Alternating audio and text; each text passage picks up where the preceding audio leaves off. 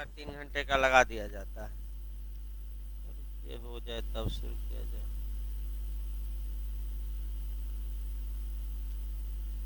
Cut गया ना। हो रहा है अभी। हाँ नहीं, एविडेंस लगाना है ना।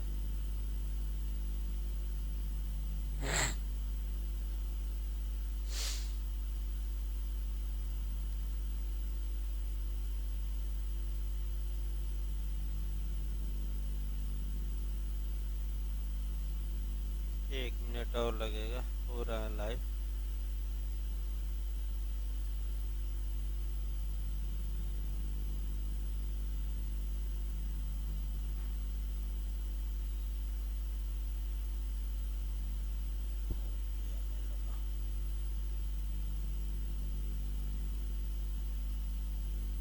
लाइव हो रहा हो, 1-2 मिनट में हो रहा है लाइव।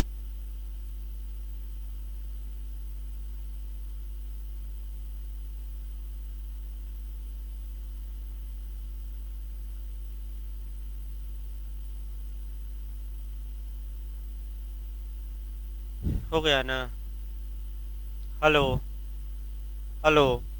देखिए आपका एविडेंस में आपका जो चैप्टर 7 था, आपका बर्डन ऑफ प्रूफ के बारे में, वह आपका अब तक बताया गया है। सेक्शन 101 से लेकर 114A तक।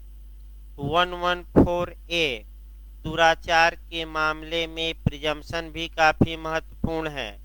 आपका पूछा भी जाता है। ये जो सेक्शन है ये आपका 1983 में ऐड किया गया, जोड़ा गया। किस केस के बाद जोड़ा गया? तो तुका राम के केस के बाद जोड़ा गया, ये याद रखना है। फिर ये सेक्शन प्रतिस्थापित किया गया, यानी कि नए सिरे से लिखा गया। और किस सन में लिखा गया?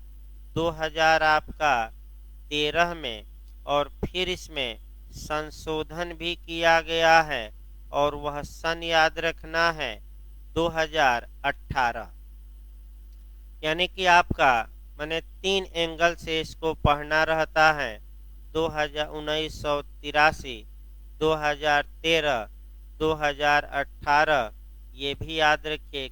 आपका ये बताया गया था कि 2013 में किस कांड के बाद इसे जोड़ा गया? तो तुकाराम के केस के बाद नहीं, आपका 1983 में किस केस के बाद जोड़ा गया? तुकाराम। फिर दिल्ली में निर्भया कांड हुआ, उसके बाद 2013 में नए सिरे से लिखा गया। और फिर कठुआ कांड हुआ जम्मू कश्मीर में, उसके बाद से 2018 में इसमें कुछ संशोधन किए गए, ये याद रखना है। इसके बाद आपका आइए चैप्टर 8 चला जाए, स्टापेल के बारे में, अर्थात विबंध के बारे में। देखिए आपका स्टापेल या जो विबंध होता है, एक क्वेश्चन आपका मिलता है, मेंस में भी बनता है। बिहार में तो प्रकार पूछ लिया था, तो स्टापेल के प्रकार भी हमें अच्छे से देखना है। और स्टापेल का सिद्धांत किन किन कानूनों में, किन किन धाराओं में आपका समाहित है, ये भी हमें अच्छे से देखना है। देखिए आपका स्टापेल का मतलब, स्टापेल जो शब्द है ये इंग्लिश शब्द है, पहला बात याद रखिए। स्टापेल जो ये वर्ड है ये इंग्लिश शब्द है। एक सेकंड भाई, स्टापेल की नहीं, फ्रेंच है भाई, वो लैटिन नहीं है, वो गलत हो गया था कल, फिर उसको सुधारा जाएगा आज।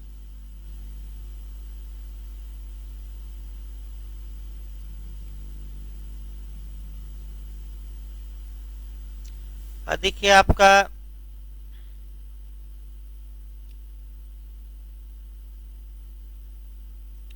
ये स्टापेल जो शब्द है ये आपका, इसको फ्रेंच लैटिन आपका, इसको चलिए हम बताएंगे।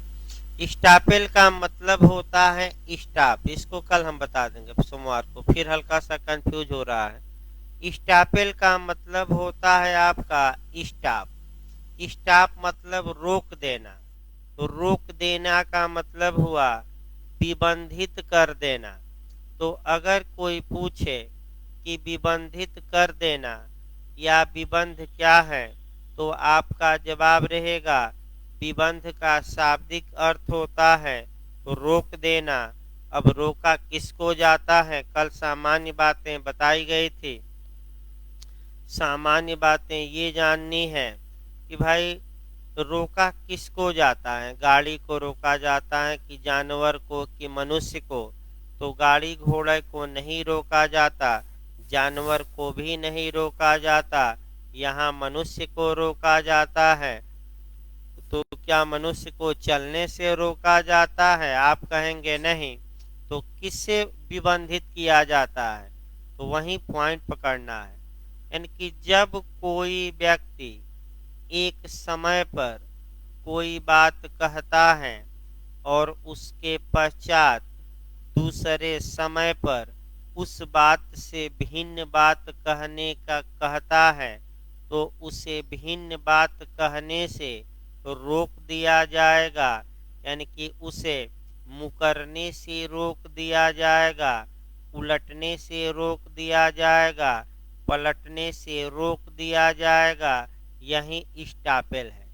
अर्थात अगर ए 1 जनवरी को कहता है कि ये मकान मेरा है, फिर 5 जनवरी को अपनी बातों से मुकरना चाहता है, तो ऐसी दशा में उसे विबंधित कर दिया जाएगा, उसके ऊपर स्टापेल लगा दिया जाएगा।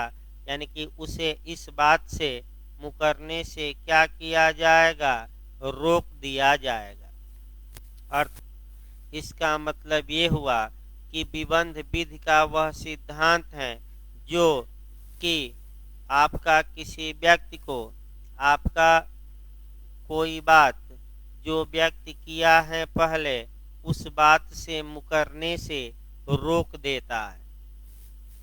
अर्थात उदाहरण कल 3-4 बताए गए थे।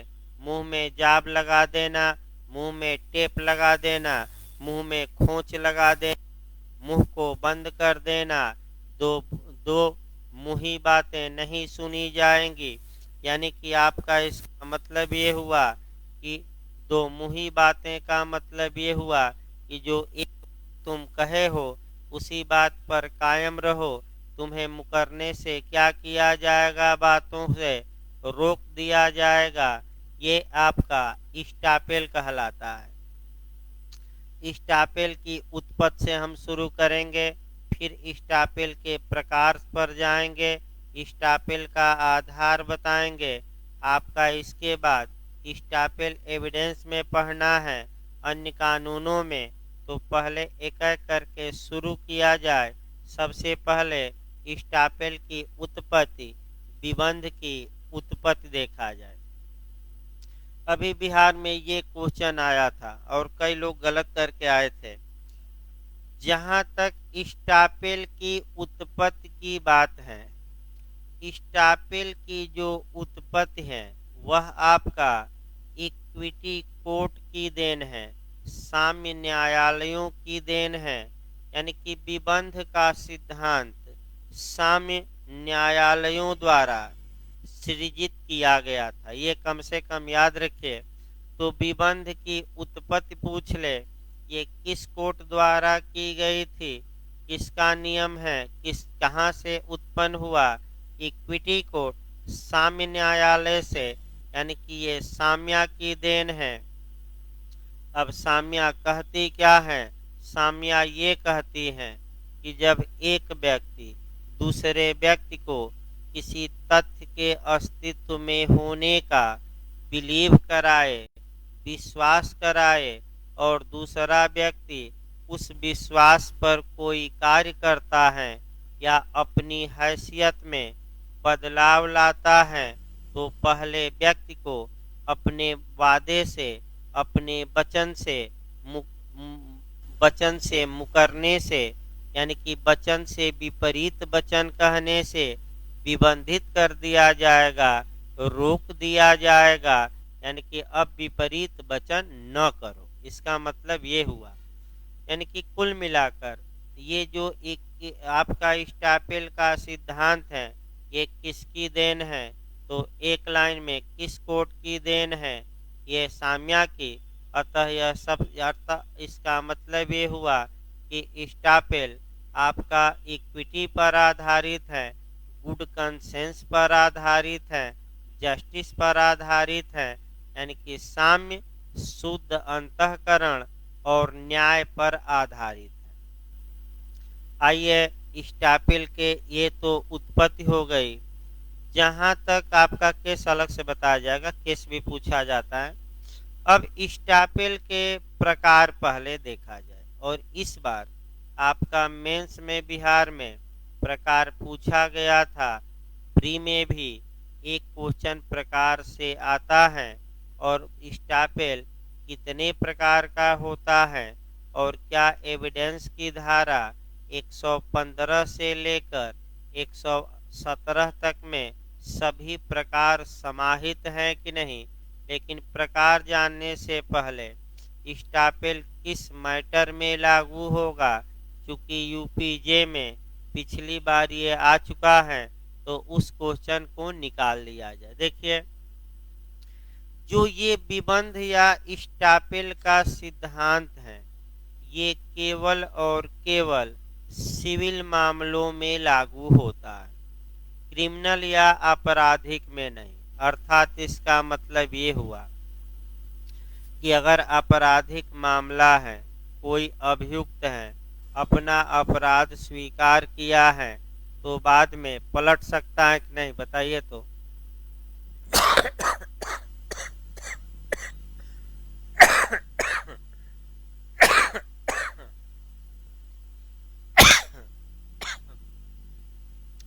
यानी कि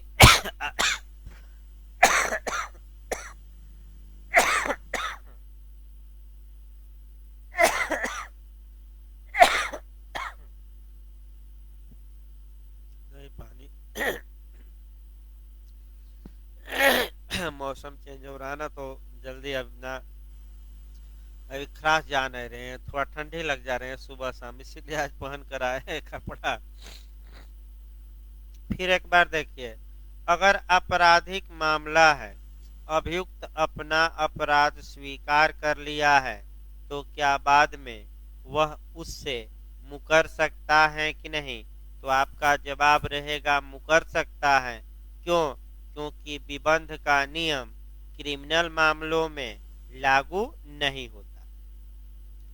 अर्थात विबंध या स्टापेल का सिद्धांत केवल और केवल सिविल मैटर में लागू होता है, और यही क्वेश्चन पिछली बार आपका यूपीजे में आया भी था।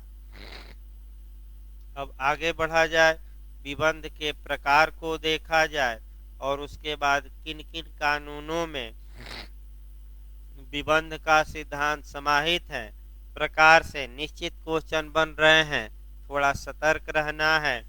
देखिए, विबंध वैसे मुख्यतः आपका 3 प्रकार का होता है। एक आपका अभिलेख द्वारा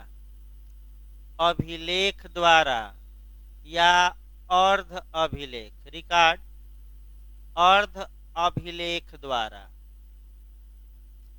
तो पहला जो प्रकार हो गया विबंध का, कौन सा हो गया?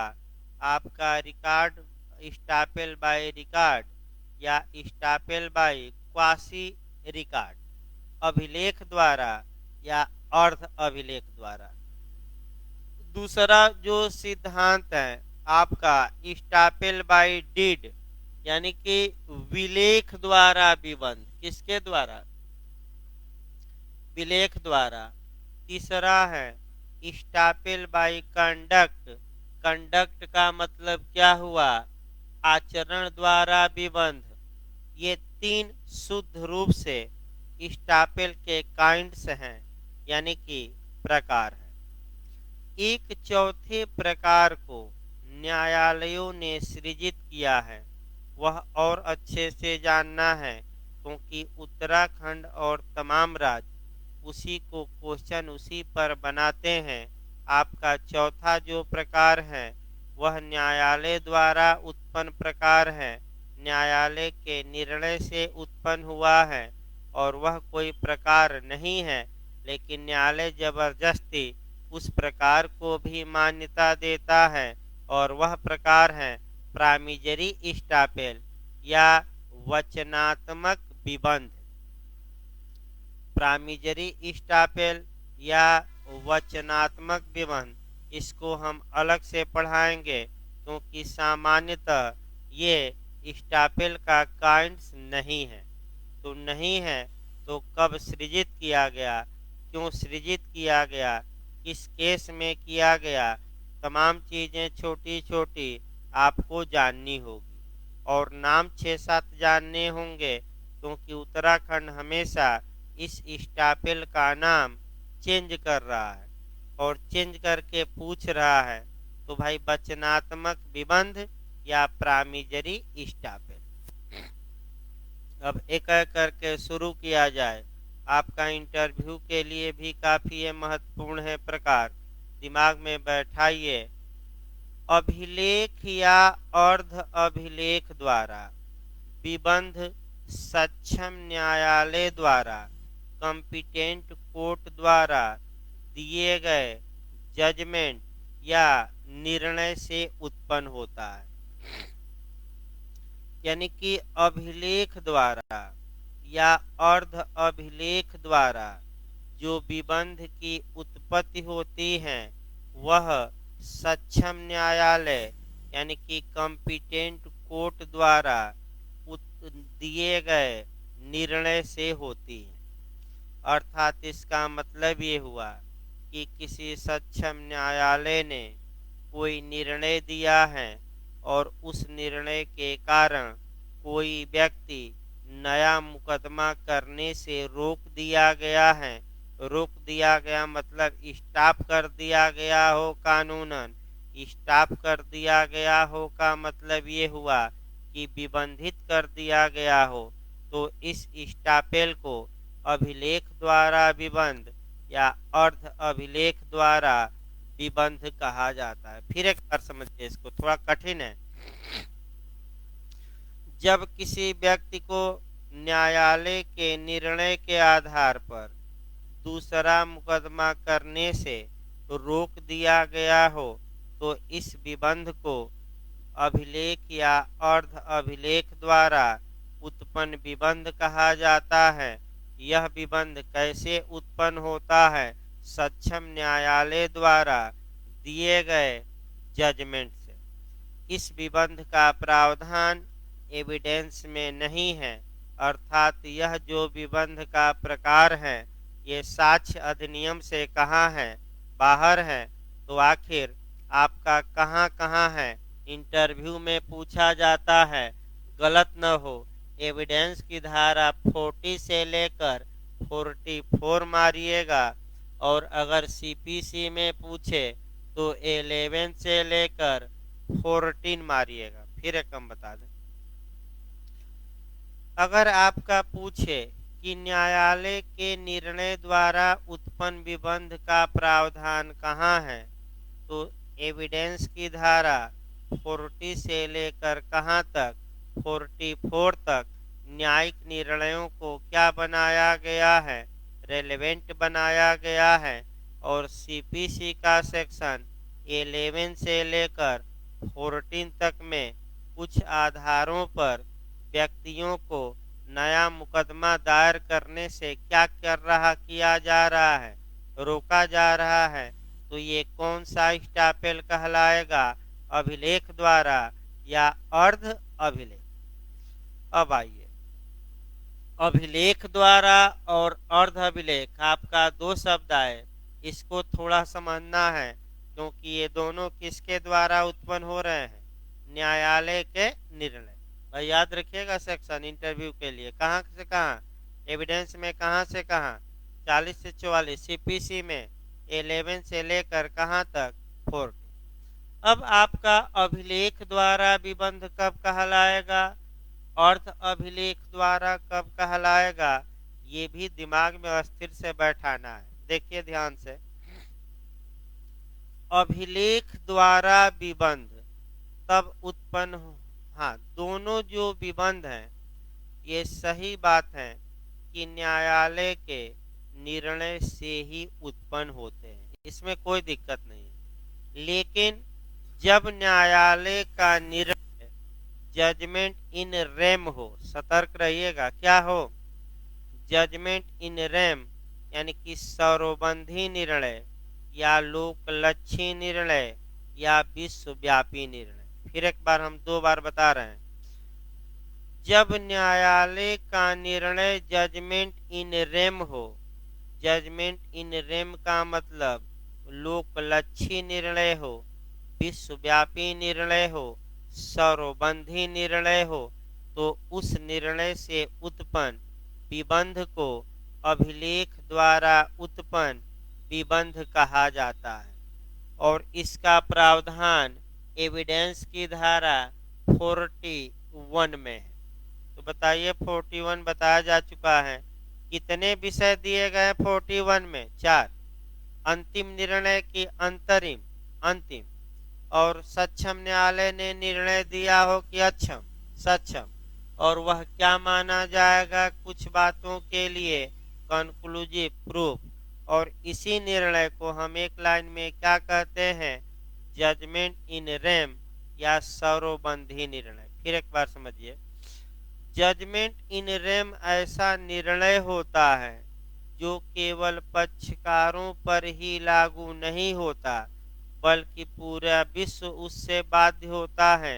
यानी कि केवल वादी प्रतिवादी ही नहीं, बल्कि कौन उस निर्णय से बाध्य होता है, होल वर्ड। तो ऐसे निर्णय को हम क्या कहते हैं, एक लाइन में इंग्लिश में जजमेंट इन रेम, हिंदी में लोकलक्षी निर्णय। तो बताइए, लोकलक्षी निर्णय एविडेंस की किस धारा में दिया गया है?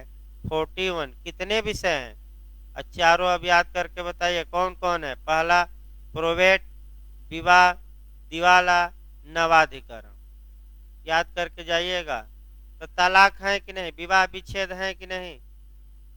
ये न मार दीजिएगा, विवाह में विवाह विच्छेद भी शामिल है। विवाह अलग है और विवाह विच्छेद अलग। एक बार पूछा गया है कि कौन नहीं है। फिर आगे बढ़िए, यानी कि कुल मिलाकर एक लाइन अगर देखा जाए तो ऐसा निर्णय अभिलेख द्वारा उत्पन्न विबंध तब कहा जाएगा जब न्यायालय ने ऐसा निर्णय दिया हो जिसका नेचर रेम हो कि पर्सोनम हो, रेम हो, यानी कि निर्णय कैसा हो, लोकलक्षी। क्या ये आपका एविडेंस की धारा 115 से लेकर 117 तक में आएगा कि नहीं? नहीं आएगा, क्योंकि ये आपका अलग हो गया। इसका मतलब ये हुआ कि एविडेंस की धारा 115 से लेकर 117 तक में जो स्टापेल का नियम बताया जाएगा ये पूर्ण नहीं है। क्या है? अपूर्ण। अब आइए दूसरा देखा जाए भाई, अर्धविलेख देखा जाए। अर्धविलेख द्वारा उत्पन्न विबंध कब कहा जाएगा? तो जब न्यायालय का निर्णय जजमेंट इन पर्सोनम हो। जजमेंट इन पर्सोनम का मतलब व्यक्तिबंधी हो।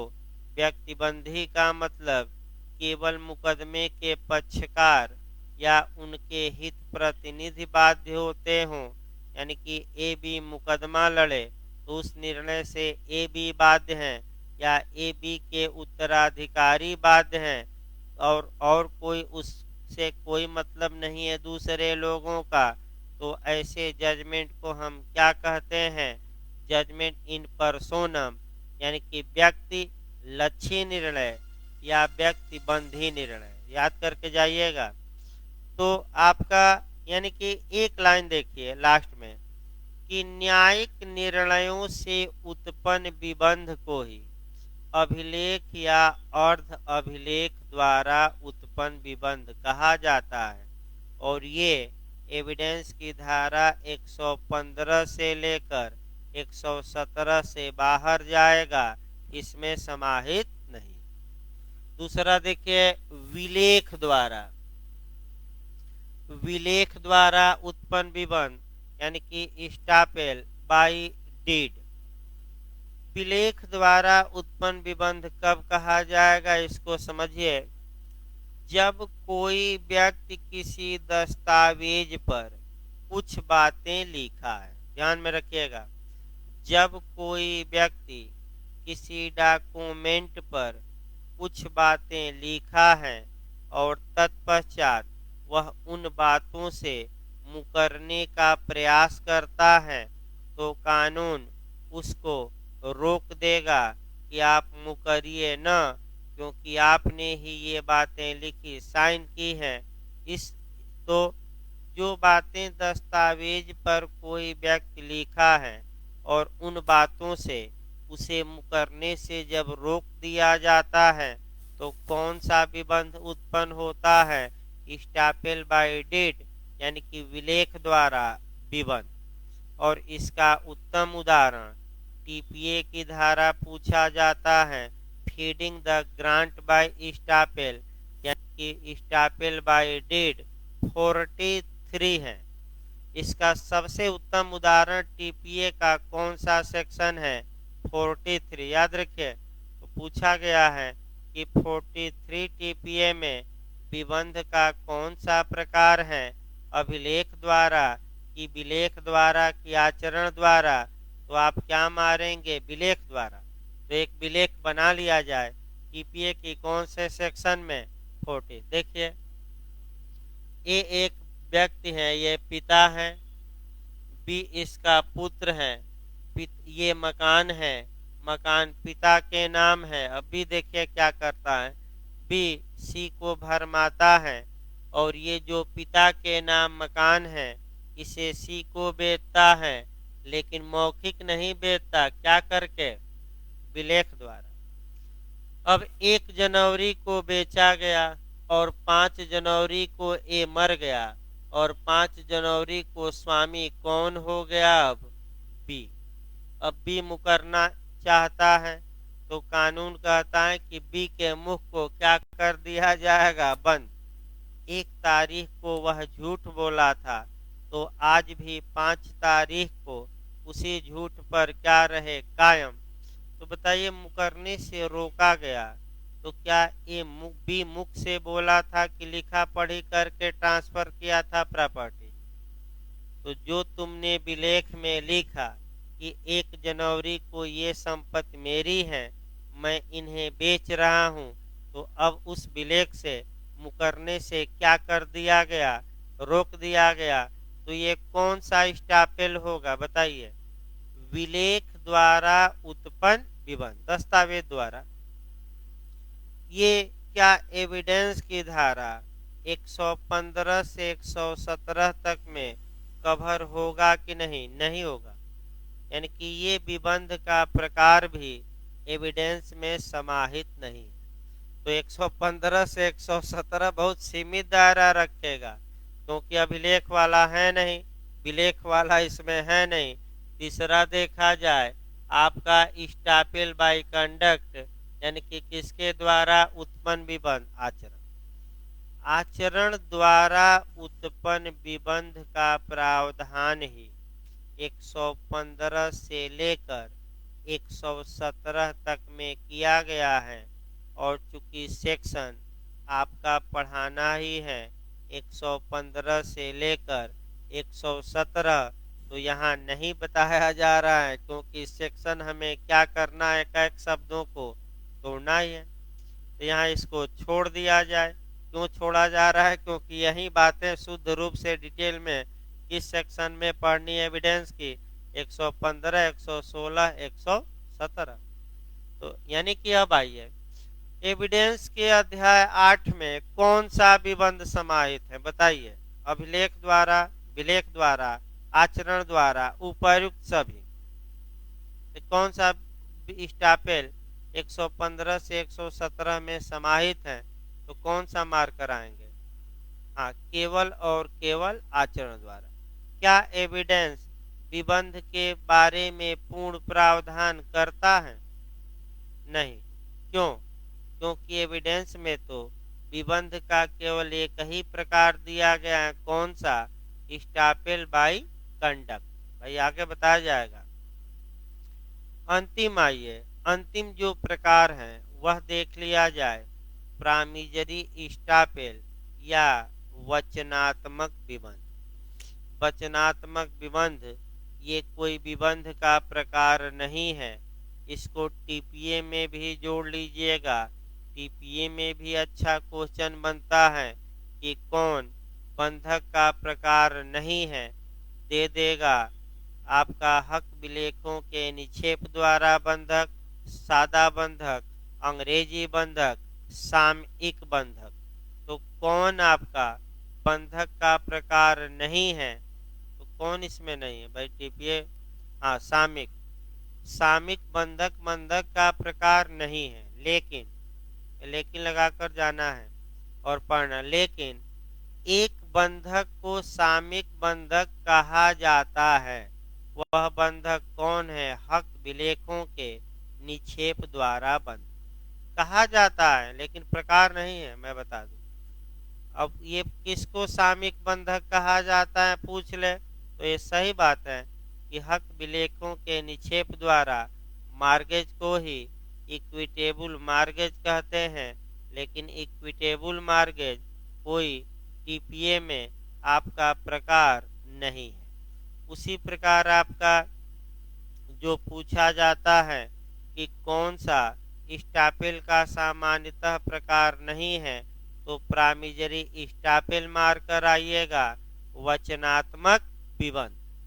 वचनात्मक जो विबंध होता है आपका, वह होता क्या है? किसके अपवाद के रूप में आया? कॉन्ट्रैक्ट की धारा कौन सा जोड़ेंगे? केस कौन सा जोड़ेंगे? तो न्यायालय द्वारा सृजित विबंध। तो पहले इसका नाम जानिए 4-5 तो, क्योंकि नाम बार बार चेंज कर रहा है। वचनात्मक विबंध या प्रामिजरी स्टापेल कम दे रहा है। जो दे रहा है देखिए, नया विबंध कौन सा है? तो जैसे ही न्यू स्टापेल आए क्या मार कर आएंगे? वचनात्मक विबंध। या अर्ध विबंध कौन है? विबंध का मानक रूप कौन है? कौन सा विबंध आपका सामयिक विबंध कहा जाता है? या कौन सा विबंध प्रलक्षित विबंध है? विबंध का अर्ध रूप कौन सा है? तो घबराना नहीं है, जो भी आए दिमाग में बैठाए रहिए। कौन सा ये मैं बता रहा हूँ? वचनात्मक विबंध। अब वचनात्मक विबंध का एक सटीक उदाहरण दिमाग में बैठाइए और तब केस और तब सेक्शन जोड़ा जाए। भाई पहले ये है कि आपके दिमाग में ये बैठना ही चाहिए कि ये वचनात्मक विबंध होता क्या है। तो आइए एक उदाहरण देखा जाए। ध्यान से पहले उदाहरण पहले बना लिया, तब पूछा जाएगा। ए बी से चंदा मांगने गया कि चलो हम गुरुद्वारा बनाएंगे, हमें चंदा दीजिए। बी ने जब 500 रुपया ए को चंदा देने का वादा किया। अब ए ने अपनी ओर से कोई वादा नहीं किया कि मैं बनाऊंगा कि नहीं बनाऊंगा, लेकिन बी ने वादा किया कि मैं 500 रुपया क्या दूंगा? चंदा। अब पहला नियम ये बताइए, दोनों तरफ से वादे हुए हैं कि केवल एक तरफ से? हाँ, एक तरफ से। तो वचनात्मक विबंध में एक व्यक्ति को वादा निभाना है और उस वादे पर दूसरे व्यक्ति को कुछ कार्य करना है। तो बताइए कौन 500 रुपया देगा? बी। तो ए को क्या करना है? कुछ कार्य। क्या करना है? गुरुद्वारे का निर्माण। अब आप लोग यही आपका दिमाग लगाना है कि इसमें आपका दिमाग ये लगाना है कि भाई एक व्यक्ति अपनी ओर से वचन दे दिया, लेकिन दूसरा व्यक्ति कोई वचन नहीं दिया। तो ऐसी दशा में जो व्यक्ति वचन दिया है वह कब अपने वचन से बाध्य होगा और कब अपने वादे से मुकर जाएगा, वही दिमाग में बैठाना है। कब मुकरने से रोक दिया जाएगा और कब तक मुकर सकता है। तो ध्यान से देखिए, बी 500 रुपया ए को देने से तब तक मुकर सकता है जब तक ए ने गुरुद्वारे के निर्माण की दिशा में कोई कार्य न कर दिया हो। यानी कि ए मौनी बाबा जैसे बैठा है, कोई कार्य नहीं कर रहा है, केवल जाकर बी से कह रहा है पैसा दो पैसा दो, और कोई कार्य निर्माण की दिशा में नहीं कर रहा है, तो जब तक ए अपनी स्टेटस में, अपनी हैसियत में कोई बदलाव नहीं ला देता, अर्थात कार्य को प्रारंभ नहीं कर देता, तब तक कौन मुकर सकता है चंदा देने से? बी। लेकिन जैसे ही ये गुरुद्वारा बनाने की दिशा में कार्य शुरू करता है, अब ए अपने वचन से बाध्य हो जाएगा और ए को मुकरने से रोक दिया जाएगा। अगर ए कहता है बाद में कार्य शुरू होने के बाद कि हम चंदा नहीं देंगे, तो कानून आपका बी को मुकरने से क्या कर देगा? रोक देगा, यानी कि स्टॉपेज लगा देगा। इसी को कौन सा विबंध कहते हैं? वचनात्मक। यानी कि वचनात्मक विबंध का मतलब ये हुआ कि एक पक्षीय वादा होता है, उस वादे पर दूसरे व्यक्ति को कोई कार्य करना रहता है। दूसरा व्यक्ति जब तक कोई कार्य प्रारंभ न कर दे तब तक वादा करने वाला मुकर सकता है, लेकिन दूसरा व्यक्ति जैसे ही क्या प्रारंभ कर दे कार्य, तब तो भाई अब मुकरना क्या हो जाएगा? मुश्किल।